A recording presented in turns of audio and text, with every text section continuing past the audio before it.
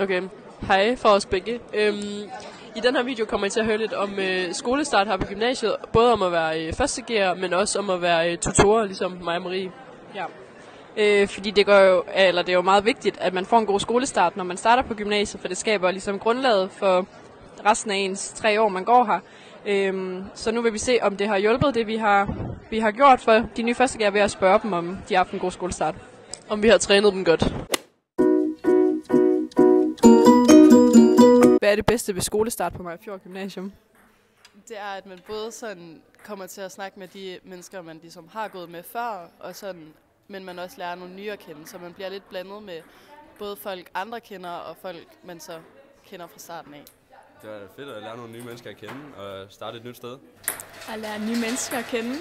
Det var sjovt at lære nye mennesker at kende, og bare et helt nyt sådan, fællesskab.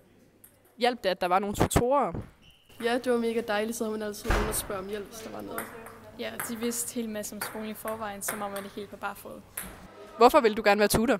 Jeg vil gerne være tutor, eller jeg blev tutor, fordi at det er god fællesskab, og fordi at man får godskriftfravær.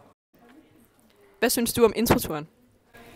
Jeg synes, det var rigtig hyggeligt, at man ligesom lærte sin klasse at kende, og sådan lærte hinanden at kende mere personligt. Det var mega hyggeligt at lære sådan, sin klasse lidt bedre at kende inden for undervisningen. Ja, især om aftenen, hvor man havde tid til sådan at hygge og lave bål og sådan noget. Mega hyggeligt. Er det ikke rigtigt? Det er sgu toppen af Danmarks ungdom. Som tutor, hvad synes du så er det fedeste at lave med de nye elever? Altså, jeg synes, der er mange ting, der er fede at lave med de nye elever. Nu har jeg været tutor 2 gange, både i 2. og 3. G. Men jeg synes klart, at aktivitetsdagen, som vi har i starten af året, både hjælper de nye elever med at lære hinanden at kende, men det er også virkelig sjovt som tutor, fordi du kommer tættere på de nye elever, men samtidig får det her fællesskab blandt de andre tutorer, fordi I skal planlægge hele den her dag.